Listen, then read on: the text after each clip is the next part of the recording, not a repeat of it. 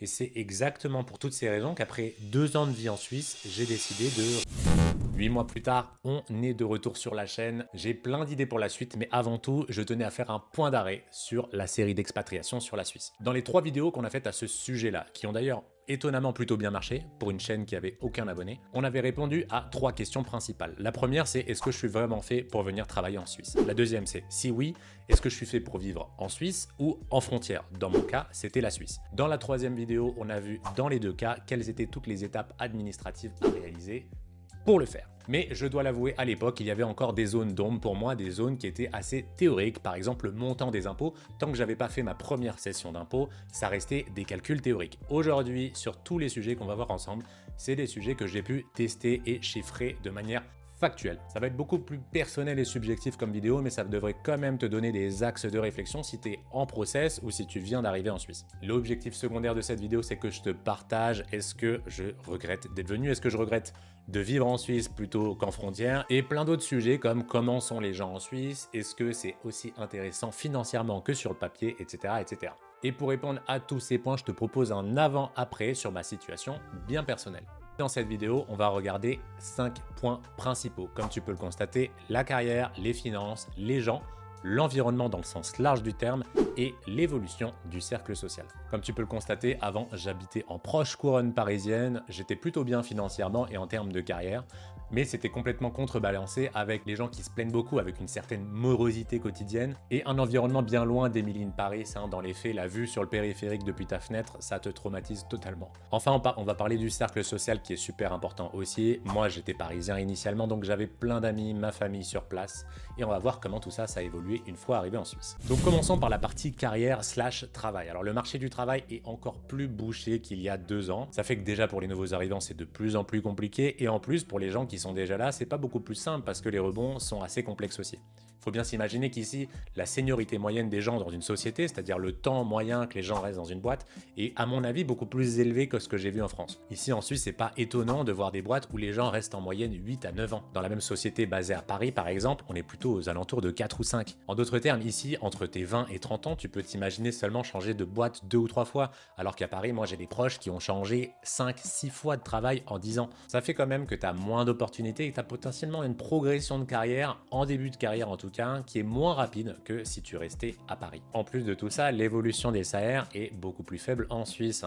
Déjà, il y a moins d'inflation, donc c'est pas étonnant qu'on te propose des augmentations de 0,5 à 1,5% par an. Et même si on le souhaitait en Suisse changer de travail tous les 2 ans, comme il faut en moyenne 6, 8, 10 mois pour trouver un job, en fait on passe son temps à chercher du travail pendant qu'on commence sa nouvelle mission, ce qui n'est pas efficace sur le long terme. Heureusement, la faible augmentation de salaire liée encore une fois à l'inflation est historiquement assez contrebalancée avec l'évolution du taux de change. Le franc suisse a continué à prendre de la valeur par rapport à l'euro depuis que je suis arrivé. Il est passé de 0,97 de mémoire à 0,93, qui fait que si je transforme mes CHF en euros, je gagne du pouvoir d'achat tous les ans, même sans augmentation de salaire. Par contre, c'est plus du tout vrai si je consomme 100% en Suisse, et c'est vrai qu'en tant que résident suisse, maintenant je consomme de plus en plus en Suisse et de moins en moins en France, finalement uniquement quand je vais en vacances ou que je rentre à Paris pour le week-end par exemple. Ensuite, toujours sur le point de carrière, on a des sociétés qui sont globalement moins évoluées sur les plans technologiques et même méthodes de travail. Dans pas mal de cas, à Genève, c'est des filiales de grosses sociétés, françaises ou européennes, qui n'ont pas spécialement besoin pour survivre d'être compétitives localement,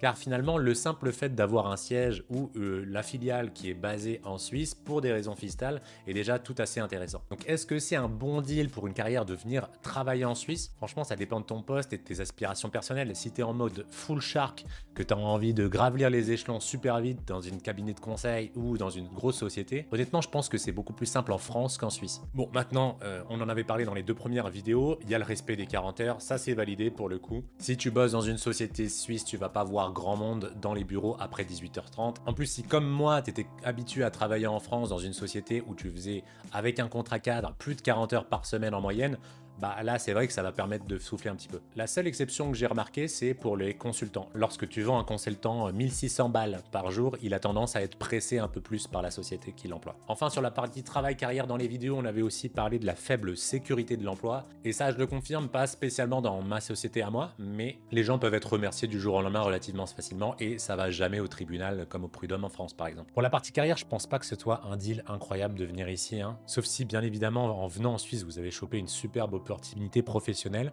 Si vous êtes au même niveau de carrière, vous savez qu'elle va s'accélérer moins rapidement que si vous étiez à vie. Pour la partie financière, là je te propose de retourner sur le fichier Excel qui a aussi bien marché, hein. Beaucoup de personnes me l'ont demandé, et on va essayer de confirmer tout simplement si les hypothèses que j'avais prises il y a un an sont tout le temps validées aujourd'hui. Donner le minimum, le maximum et le montant moyen donc qui en découlait pour un célibataire qui habitait en France et en Suisse et une famille qui habitait en France et en Suisse. On va pas refaire à zéro une étude, sinon ça durerait 3 quarts d'heure. Donc on va retirer à peu près tout le reste qui nous intéresse pas, c'est-à-dire les détails et la France. On se retrouve donc avec ces deux profils. J'ai pu faire quelques mois dans ce cas de ce profil 1 et 1 an et demi dans le cadre de ce profil 2.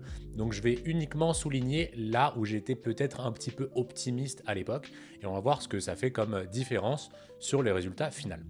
Pour rappel, pour le résultat final, on avait une moyenne de un reste à investir avec des charges fixes décrites ici et des charges variables décrites ici de 2700 € par an. Alors, c'est des euros. On avait pris l'hypothèse que 1 euro est égal à 1 CHF. À l'époque, c'était à peu près valable vu que c'était à 0,98. Aujourd'hui, à 0,93, on pourrait adapter le fichier un petit peu plus. Mais comme on ne sait pas de quoi est fait demain et quand est-ce que vous allez regarder la vidéo, on garde tout le temps l'hypothèse 1 pour 1.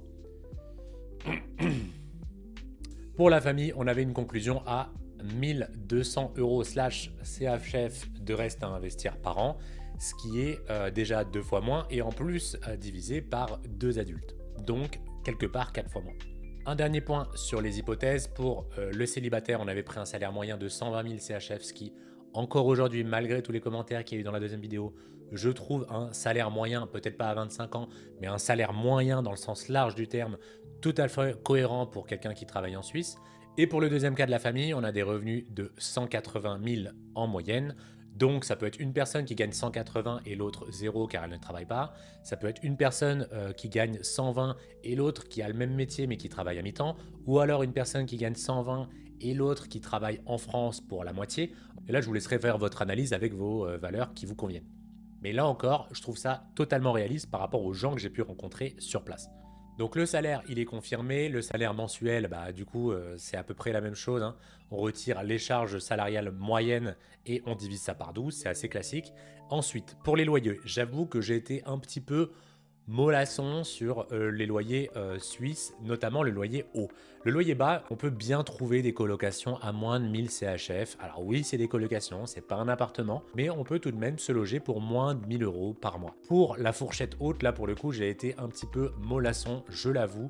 Dans les faits, si on veut un salon et une chambre séparée quand on vit tout seul dans Genève, il faut plutôt compter un minimum de 2500, disons 2700 CHF. Donc, on voit que le loyer a un peu augmenté, les impôts sur le salaire. Alors moi, pour le coup, avec un salaire qui est pas exactement le même, je vais pas vous le donner, mais je trouve ça totalement cohérent par rapport à ce que moi j'ai payé, voire même un petit peu supérieur. Je crois que ça c'est... Ouais, ça je pense que c'est vraiment si on fait aucune optimisation. Et là, pour le coup, on est plus faible si on optimise tout, pilier, troisième pilier, etc. Tout ça, c'est dit, toutes les défiscalisations et toutes les réductions fiscales sont indiquées dans la deuxième vidéo. Allez y jeter un œil fréquemment si vous n'avez pas les souvenirs de tout ça. Ensuite, l'impôt sur la fortune, là, pour le coup, ça dépend vraiment de votre patrimoine. Donc là, pour le coup, on va pas donner d'avis sur la question. L'énergie, là aussi, je pense que je l'ai un petit peu sous-évalué pour être honnête, parce que ces hypothèses prenaient le prix du kilowattheure d'électricité. Et si vous vous logez en appartement chauffé au gaz, la facture est beaucoup plus salée. Entre l'année dernière et cette année, ma facture de gaz a augmenté de 40%, il y a une grosse réévaluation. Donc finalement, là pour le coup, si on intègre le fait que c'est possible de chauffer au gaz, il faut drastiquement augmenter cette moyenne. Et là, je dirais plutôt qu'on serait aux alentours de 80 CHF par mois si on fait une moyenne électricité, gaz. Pour le transport, on est à peu près cohérent. Moi, pour le coup, le transport en commun était à 0 parce que je pouvais utiliser un vélo ou une trottinette. Je trouve ça beaucoup plus efficace. Il n'y a pas vraiment de dépendance. Vous bougez quand vous voulez, où vous voulez. Même en hiver, ça se fait très bien. Maintenant, voiture plus garage, là aussi, moi, pour le coup, je n'avais pas de voiture à l'époque. Donc c'était là aussi 0. Mais si vous avez une voiture, là bien évidemment on prend en compte l'amortisseur du véhicule en fonction de la cote du véhicule et en fonction de l'utilisation que vous en faites. En plus de ça, le garage dans Genève, ça coûte une blinde. Donc là aussi, le 700 par mois en moyenne me semble totalement juste en fonction de si vous roulez dans une Toyota Yaris ou que si vous êtes fait un kiff sur un gros leasing. Maintenant, la partie alimentation, là aussi j'ai eu pas mal de commentaires. Des gens qui pensaient que pour 285 CHF, c'était impossible de se nourrir. Donc en fait, si vous avez la déterre, vous allez faire les courses à Annemasse ou à Divonne. Moi, je trouve ça assez cohérent. Encore une fois, on est dans un scénario assez frugal. Hein. C'est pas quelqu'un qui va manger full bio et qui va se nourrir avec les légumes du primeur de saison à côté de chez lui.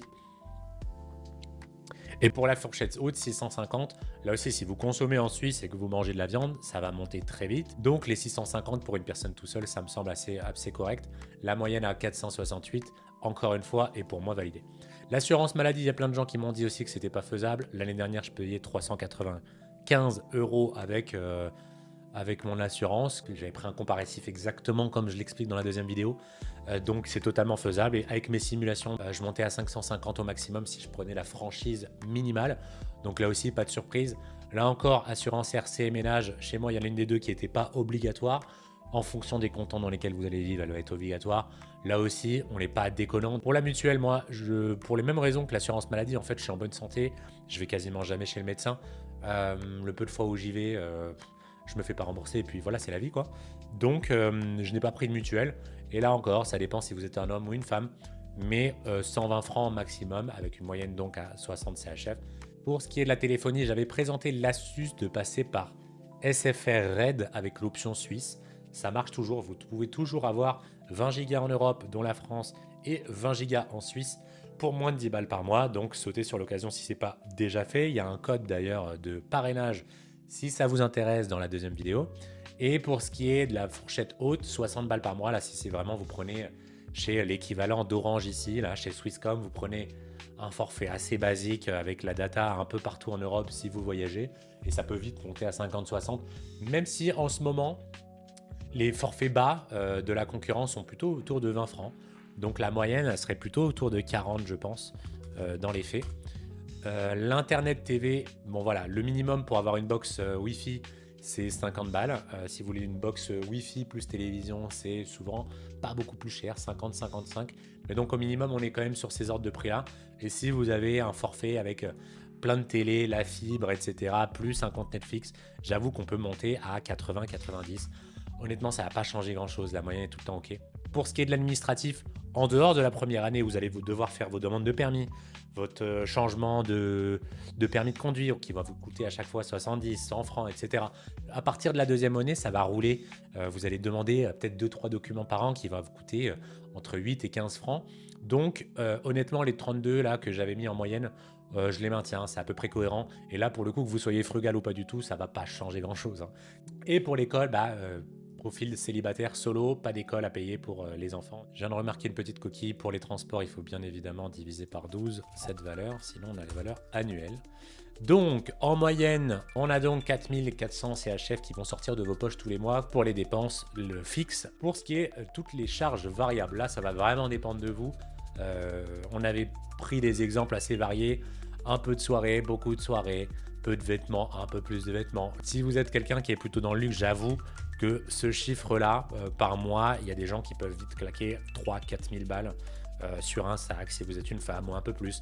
Donc finalement, par an, j'aurais tendance à dire peut-être 250 € par mois, ce qui ferait 3 000 € par an, et donc ça augmenterait un petit peu la moyenne. Sur la valeur basse, 112 €, c'est difficile de faire moins de 100 balles de dépenses dans des vêtements.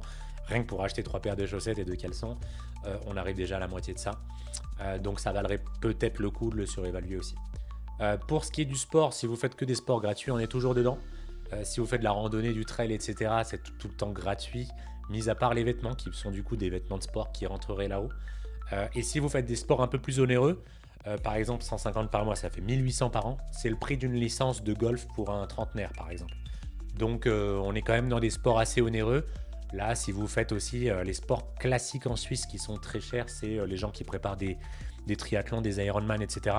Là, quand on commence à acheter des vélos à 4000 balles tous les 3 ans, hein, qui s'amortissent. Donc du coup, on est à peu près dans ces ordres de grandeur-là. Pour ce qui est des vacances, on avait pris deux fourchettes qui sont totalement différentes.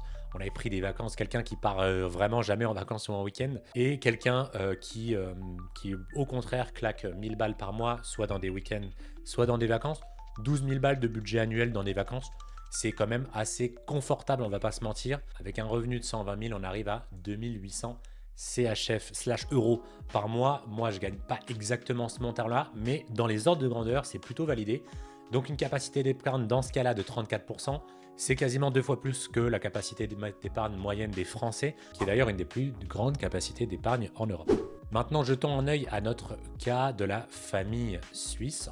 Donc, pour le loyer, moi je me suis un peu éloigné de Genève, on a un loyer qui est de 2500 CHF pour 80 mètres carrés et 34 mètres de terrasse vue sur le lac. Donc les 3200, si vous voulez quelque chose de plus haut standing, je pense qu'on est vraiment dans les cordes. Pour ce qui est de l'impôt sur le salaire, 2300, ça me semble encore plus ou moins cohérent. Là, on parle du famille qui serait pacsé ou juste un couple d'ailleurs, sans enfants. On l'a vu dans la deuxième vidéo, si vous êtes marié en Suisse, vous payerez globalement plus d'impôts que si vous étiez séparés, sauf s'il y a un énorme écart de salaire entre vous.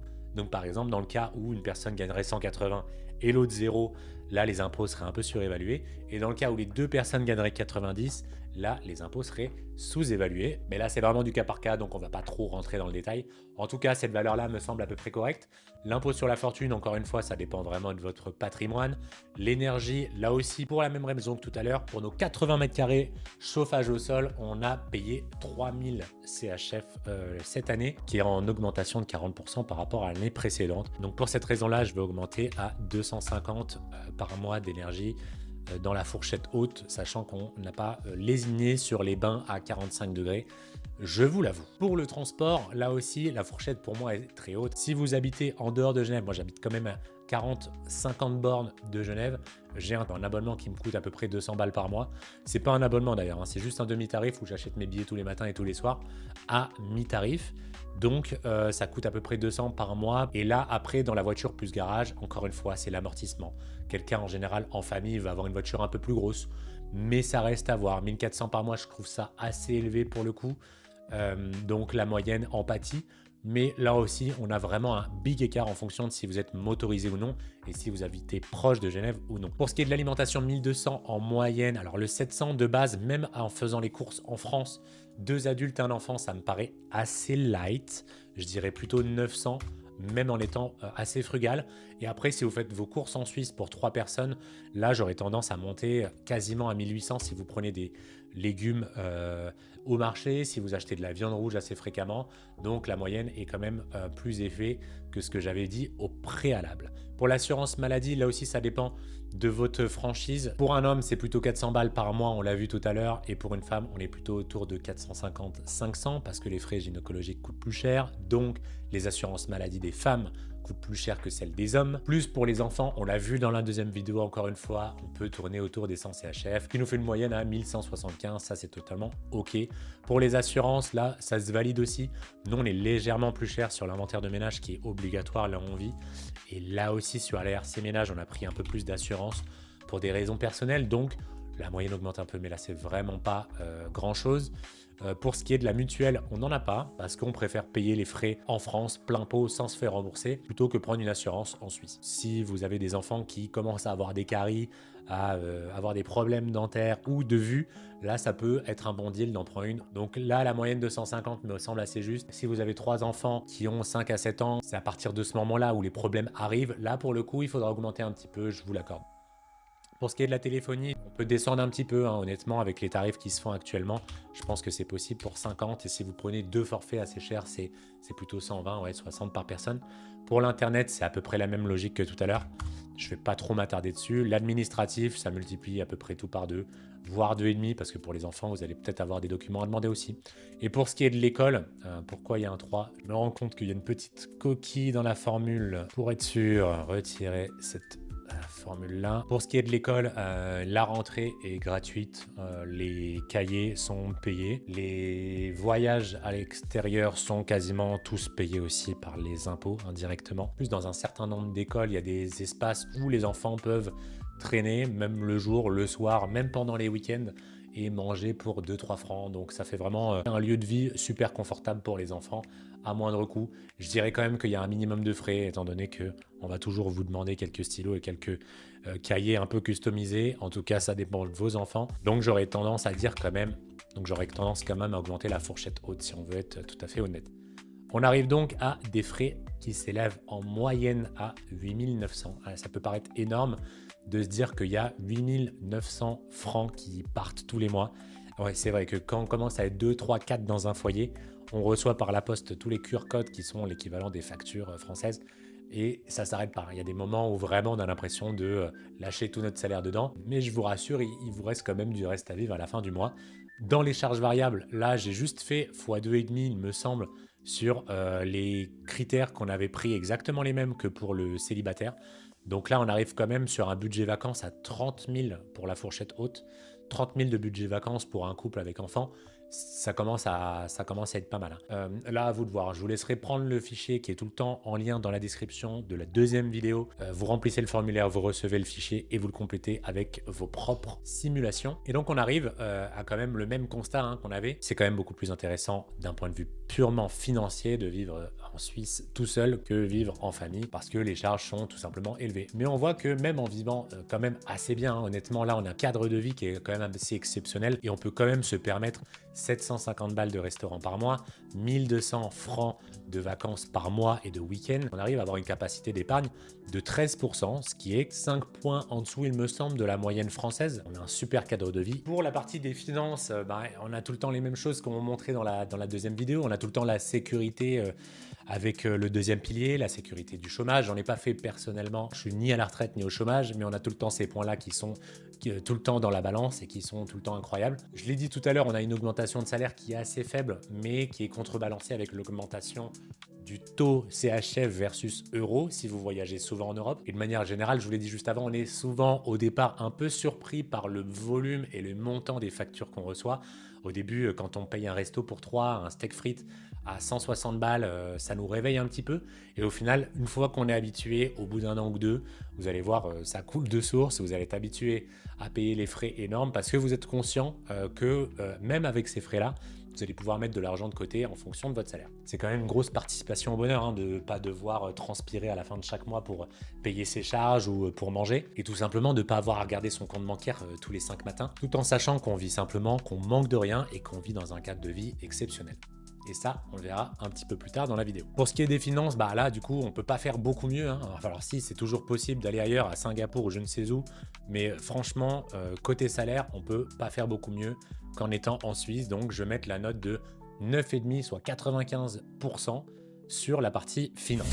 Donc, dans cette partie, et c'est sûrement celle que beaucoup d'entre vous attendent, c'est comment sont les gens en Suisse. Et les gens, on va les séparer en deux parties. On va prendre d'un côté les Suisses, donc comment sont les Suisses en Suisse. Et dans une seconde partie, on va prendre comment sont les immigrés et plus précisément, comment sont les Français en Suisse. Et on va voir qu'entre les deux, il y a pas mal de préjugés et on va débunker en mettant les deux pieds dans le plat certaines idées reçues. Donc tout d'abord, comment sont les Suisses en Suisse? Déjà, la vraie question, c'est où sont les Suisses? Bon, déjà, je pensais dans un premier temps qu'en m'éloignant de Genève, j'allais être beaucoup plus dans la vie quotidienne des Suisses. Et le fait est que quand je suis arrivé et que j'ai pris les clés de mon appartement, mon voisin de gauche est un Belge, ma voisine de droite est une Grecque, mon voisin du dessous est portugais. Dans mon immeuble de 8 appartements, il n'y a qu'un ou deux appartements dans lesquels vivent des Suisses. Et ce que je vais appeler des Suisses, c'est des Suisses qui sont là depuis au moins 2 générations, en tout cas dont les parents sont suisses, et pas des personnes qui se sont fait naturaliser de leur vivant. Au bureau, alors que c'est vrai, je travaille dans une société française implantée en Suisse, c'est le même constat. Sur les 12 collègues les plus proches de moi, il n'y en a que 2 qui sont vraiment suisses, via la définition que je viens de donner. Là où je rencontre le plus de Suisses, c'est lorsque je fais des activités locales comme du sport par exemple. Dans mon cas précis, je me suis mis à faire du golf parce qu'il y a un golf pas loin de chez moi dans les montagnes et c'est là que je côtoie le plus de Suisses et je dirais qu'à peu près 80 à 90% des gens que j'y côtoie sont suisses depuis au moins 2 générations. Mais j'avoue que si vous vivez en frontière ou que si vous vivez en Suisse, mais à Genève, pour le coup, il est possible que vous ne côtoyez pas tant de Suisses que ça, même après 2 ans, que ce soit au travail ou dans votre voisinage. Donc la première idée préconçue qu'on avait, c'était que les Suisses sont habitués à donner plus d'importance, ou en tout cas à équilibrer mieux leur vie pro et leur vie perso. Et ça, pour le coup, c'est totalement vrai. Au travail, les Suisses sont moins matricés et façonnés dans la quête permanente de performance. Et c'est vrai, il y a un management qui s'attend beaucoup moins à ce que tu termines tous les soirs à 19h30. J'ai plus l'impression que lorsque tu finis tard, les managers vont plutôt penser que tu as du mal à gérer ton temps, que tu en fais plus et donc que tu mérites plus. Maintenant, dans la vie de tous les jours, c'est super biaisé. Les Suisses que je côtoie, c'est soit dans un cadre super tranquille, comme le sport, où du coup c'est des gens qui sont totalement décontractés et qui en plus ont aucun problème financier de par l'activité du golf. Et la deuxième population que je croise, c'est les gens dans ma ville qui se baladent et qui baladent leurs chiens le dimanche après-midi le long du lac. Et là aussi, tu ne sens pas la moindre once de stress dans leur vie, soit parce qu'ils travaillent plus, soit parce que leur vie est super tranquille, tout simplement. Donc j'avoue que c'est dur pour moi d'avoir un avis objectif sur la question, mais de mon point de vue personnel, de ceux que je côtoie, je peux confirmer que les Suisses ont quand même beaucoup moins de problèmes dans leur vie. Ils se plaignent beaucoup moins, ce qui parfois peut créer aussi des situations un peu délicates avec des gens qui, tu le sens, gardent beaucoup les choses enfoncées en eux. Après, il y a le fait aussi que culturellement, ils sont moins habitués à extérioriser ce qu'ils pensent et ce qu'ils ressentent, ce qui pourrait notamment expliquer pourquoi il y a un des plus forts taux de suicide en Suisse. Maintenant, si on fait un point sur les immigrés, je trouve qu'il y a quand même relativement peu de Français finalement. Très majoritairement, c'est des personnes qui vont être du Portugal ou du Kosovo. Donc des Français, pour le coup, j'en croise beaucoup moins souvent depuis que j'ai déménagé. Par contre, quand tu vas dans la ville de Genève, là, c'est vrai qu'il y en a beaucoup. Et donc, on va pouvoir s'attarder 2 secondes et confirmer ou pas les préjugés qu'il y a sur les Français qui vivent en Suisse. Et là, il y a 2 cas. Il y a ceux qui s'adaptent et qui essayent de se fondre dans la masse, qui apprennent la culture, qui changent leur manière de parler. 70 au lieu de 70, c'est la moindre des choses. Et il y a ceux qui jouent le rôle du français classique en vacances longue durée. Et là, c'est un peu caricatural, mais on les reconnaît parce qu'ils se plaignent à longueur de journée. Ils soulignent systématiquement toutes les différences qu'il y a entre la Suisse et la France. Et ils se croient un petit peu trop chez eux, comme s'ils étaient en vacances dans une ancienne colonie, par exemple. Alors, c'est vrai, les Français n'ont pas une superbe image pour les Suisses, mais néanmoins, moi, je l'ai pas spécialement ressenti. À partir du moment où ils voient que vous faites des efforts déjà en vivant en Suisse et en plus qu'ils voient que vous vous intéressez aux cultures locales, il n'y a aucun souci. Moi, j'ai absolument pas ressenti la moindre once de haine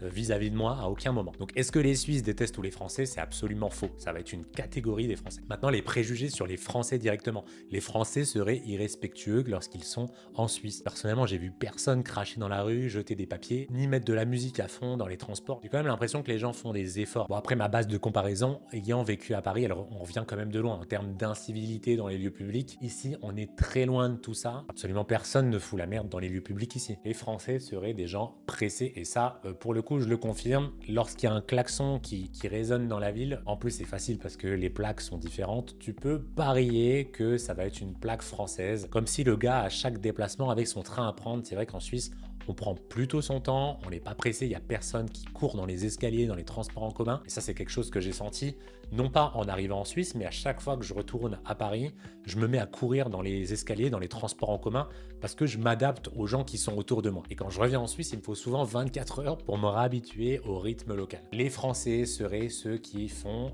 les délits en Suisse, notamment les vols et les cambriolages. Moi, j'ai entendu parler de gangs de Lyonnais qui viendraient autour des périodes de Noël faire les maisons proches de la frontière. Donc là, pour essayer de statuer sur ce potentiel préjugé, on va regarder sur le site fédéral des statistiques suisses et on va regarder le SPC, la statistique policière de criminalité, le rapport de 2024. Et dans ce rapport, on a un tableau très intéressant qui recense les infractions du code pénal en fonction de la nationalité et du type de séjour. Et là, ce qui est très intéressant avec cette étude, c'est qu'elle sépare les 2 cas. Elle regarde les Français qui vivent en Suisse de manière permanente, donc c'est ceux qui ont fait preuve d'intégration. Et donc là, pour le coup, le préjugé ne serait pas validé. Néanmoins, si on regarde les frontaliers et les résidents français, on voit qu'on a la palme du nombre d'infractions au code pénal en Suisse, ce qui viendrait pour le coup valider le préjugé. Donc pour conclure, personnellement, j'ai jamais ressenti le moindre jugement négatif de la part des Suisses par rapport à ma nationalité. Je me sens globalement super bien accueilli dans tous les cercles sociaux que j'ai pu rencontrer. De moi-même, je vais pas crier sur tous les toits que je suis français ou que je suis parisien, mais si on me le demande, je le cache absolument pas. Et par la suite, j'ai jamais vu le comportement d'une personne changer à mon égard. Au-delà de l'origine, c'est-à-dire du pays de naissance des habitants en Suisse, ce qui est dans les faits pas très intéressant, on a quand même un rythme de vie qui est beaucoup plus ralenti que dans d'autres capitales européennes. C'est bizarre, mais c'est comme si depuis que j'étais ici, mon rythme cardiaque, au sens propre comme au sens figuré, avait ralenti de quelques battements par minute. Je marche moins vite, je prends plus mon temps, je suis moins stressé, et tout ça c'est largement parce que je m'adapte à comment les gens vivent ici. Et si les gens sont si peu stressés, c'est grâce à l'environnement. Pour ce qui est des gens, donc de la population, on se sent beaucoup mieux et beaucoup plus à notre place ici. Beaucoup moins de plaintes, beaucoup moins de morosité, les gens sont beaucoup plus à l'aise dans leur vie et dans leur basket. Et c'est pour cette raison-là qu'on a décidé de mettre la note de 7 sur 10, soit 70 sur 100. Déjà, on va parler de l'environnement au sens large du terme. On va pas juste parler de la nature environnante. En premier temps, le seul fait de finir plus tôt le travail, c'est-à-dire à 17h30 par rapport à mes 18h30, 19h à Paris, ça fait que j'ai plus de temps libre, que je peux compléter par des activités diverses et variées au choix. Faire des activités en plein air, aller nager, aller faire du ski. En plus, l'objectif de mon move, c'était quand même d'emménager dans une ville plus petite, pas d'Uber Eats, il n'y a pas d'accès vraiment à la junk food. Me faire livrer une simple pizza par Uber Eats, ça me coûte 18 francs de livraison, donc sans façon. J'ai aussi personnellement profité de l'éloignement physique pour me couper des réseaux sociaux. Et d'ailleurs, venir vivre dans ce genre de cadre, je pense que c'est une super idée pour pouvoir modérer certaines activités un peu addictives, comme les réseaux sociaux, le scroll, l'alcool, le tabac, le sucre par exemple. Quand on a un changement si drastique de nos habitudes de vie, c'est beaucoup plus simple d'ajouter ou retirer des habitudes positives ou négatives sur le tas. Donc j'ai quand même une hygiène de vie qui a stonks quand même assez drastiquement. On a moins d'amis, on fait moins de sorties, on est donc moins mené à faire des excès certes, mais on peut aussi avoir un sentiment de solitude assez élevé si on ne vient pas accompagner. Et ce qui va faire une transition toute faite vers le prochain facteur, le facteur social. Pour ce qui est de l'évolution de l'environnement, là c'est assez simple. Je vais prendre un exemple très concret. On est passé d'un appartement à côté du bois de Vincennes, vu sur périphérique, à un appartement collé au lac Léman, vu sur le Mont Blanc. On passe beaucoup plus de temps dehors et on sent tout simplement beaucoup plus se connecter à la nature environnante. Donc pour toutes ces raisons, l'environnement, on va mettre un score de 90 sur 100. Le premier facteur social que vous allez vouloir prendre en compte quand vous allez venir en Suisse ou dans n'importe quel autre pays d'ailleurs, c'est comment est-ce que je vais pouvoir me faire des amis. Alors moi, spécifiquement, j'ai pas essayé absolument de me refaire un cercle d'amis proches ici en Suisse. Parce que j'ai déjà et encore un cercle solide d'amis en France, qui est seulement 3h30 de train. J'ai de la famille qui vient me voir quelques fois dans l'année, et j'ai ma conjointe qui est une femme formidable au passage, avec laquelle on s'auto-alimente, et avec qui c'est quasiment impossible de s'ennuyer. Mais j'avoue que si j'étais venu tout seul, soit je serais rentré beaucoup plus souvent à Paris, soit je me serais sorti les doigts au bout d'un moment, et j'aurais commencé à chercher des potes ici. Donc les trucs que j'ai entendus sur le sujet, c'est que les Suisses étaient super froids et que c'était super dur de se faire une place là-bas. Je pense pas que ce soit spécialement vrai, d'autant plus pour les jeunes générations. Je pense que c'est tout aussi compliqué quand tu vas en France et que tu essayes de rentrer dans un groupe de personnes qui se connaissent depuis le lycée. Au final, il faut juste traîner dans les endroits où tu as des gens qui ont possiblement la même vibe que toi. Par exemple, si tu fais du golf, tu sais que tu vas rencontrer des gens qui sont assez âgés, avec un certain cadre de vie, et même s'ils sont tous ultra accueillants, tu sais que c'est potentiellement pas avec eux que tu vas partir en week-end.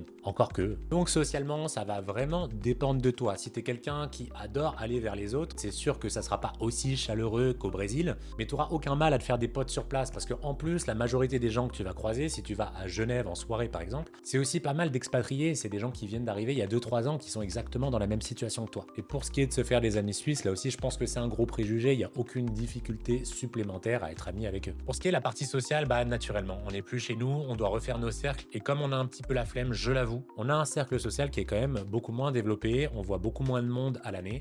C'est pas pour nous déplaire spécialement, mais c'est vrai qu'au bout d'un moment, c'est vrai que nos connaissances proches et notre famille commencent un petit peu à manquer, je vous l'avoue. Donc pour cette raison, je vais mettre un score de 30. Donc qu'est-ce qu'on peut conclure de ce graphique Spider Chart qui est désormais terminé? On voit principalement qu'on a échangé la carrière et le côté social de notre ancienne vie par une aisance financière accrue et des gens et un environnement avec lesquels on va partager nos vies qui sont plus en adéquation avec nos besoins personnels. Pour conclure cette vidéo et donc toute la série sur l'expatriation en Suisse, je pense qu'il faut vraiment réfléchir à ces besoins fondamentaux. Ce que j'appelle les besoins fondamentaux, c'est la phrase ou encore mieux les quelques mots qui vont résumer les besoins que tu as au fond de toi. Par exemple, si tu as un besoin de sécurité, tu as tout le temps besoin de te dire et de te rassurer, demain ça ira bien, j'aurai toujours un toit sur mes épaules et de quoi manger, et pour les plus stressés d'entre vous, je serai toujours bien lorsque je serai à la retraite. Je dois avouer que ce move en Suisse a totalement répondu positivement à ce besoin. Je me sens beaucoup plus serein par rapport à l'avenir et j'ai beaucoup moins besoin de compter. Maintenant, mon besoin secondaire, c'était la liberté. Est-ce que je me sens vraiment plus libre en étant en Suisse? Là, c'est totalement validé aussi. Comme on l'a dit tout à l'heure, vous avez beaucoup plus de temps libre pour faire ce que vous voulez de votre vie. Vous avez d'ailleurs plus d'argent sur votre compte pour faire les choix que vous voulez. Et c'est d'ailleurs parce que ces deux conditions sont respectées que je peux me permettre de faire ces vidéos sur mon temps libre de manière totalement gratuite. Maintenant, si on est totalement honnête avec nous-mêmes, cette liberté, elle est quand même très dépendante avec le travail qu'on exerce. Et encore plus en Suisse, là où le marché du travail est super fragile. On peut perdre son travail du jour au lendemain, on l'a vu. Et en plus, on peut mettre plusieurs mois, voire plusieurs années à trouver un travail de substitution. Enfin, en déménageant en dehors de son pays de naissance, on a quand même l'impression de ne pas vraiment être chez soi, mais est-ce qu'on l'est vraiment quelque part? Pour moi, le fait de bouger après 2 ans, ça a vraiment été une réorganisation de mes priorités de vie. Initialement, mon besoin de sécurité était supérieur à mon besoin de liberté, et aujourd'hui, j'ai vraiment l'impression qu'en ayant bougé en Suisse, mes besoins fondamentaux se sont réorganisés, et aujourd'hui, c'est mon besoin de liberté qui est primaire par rapport à celui de sécurité. Et c'est exactement pour toutes ces raisons qu'après 2 ans de vie en Suisse, j'ai décidé de rester en Suisse. Avec ma conjointe, c'est un cadre de vie qu'on échangerait tout simplement pour rien au monde pour l'instant. Maintenant, les temps changent, les gens aussi, et on ne s'interdit pas dans le futur de bouger ailleurs si besoin. C'est donc le clap de fin sur cette vidéo et toute la série sur l'expatriation en Suisse. Cette dernière vidéo était beaucoup plus personnelle que celle précédemment réalisée. J'espère que ça vous a quand même intéressé et que vous allez pouvoir en tirer des conclusions pour vous. Maintenant, le meilleur moyen de savoir si ça vous plaît ou pas, c'est de passer à l'action et c'est de le faire. Si vous avez besoin d'aide dans tout ce processus, je n'ai pas de formation à vendre, mais vous pouvez regarder les 3 vidéos qui sont dans la description, qui sont, selon moi et selon beaucoup de commentaires, la référence sur le sujet. Pour la suite sur cette chaîne, on va prendre une direction totalement différente, même si on va rester dans l'univers de la finance. Je vais essayer de vous partager quelques anecdotes utiles, on va essayer d'apprendre des choses ensemble, tout en sortant quelques fichiers Excel. Pour ne rien rater de tout ça, je t'invite fortement à t'abonner. Merci par avance. C'était Crespi, on se revoit très bientôt. Ciao!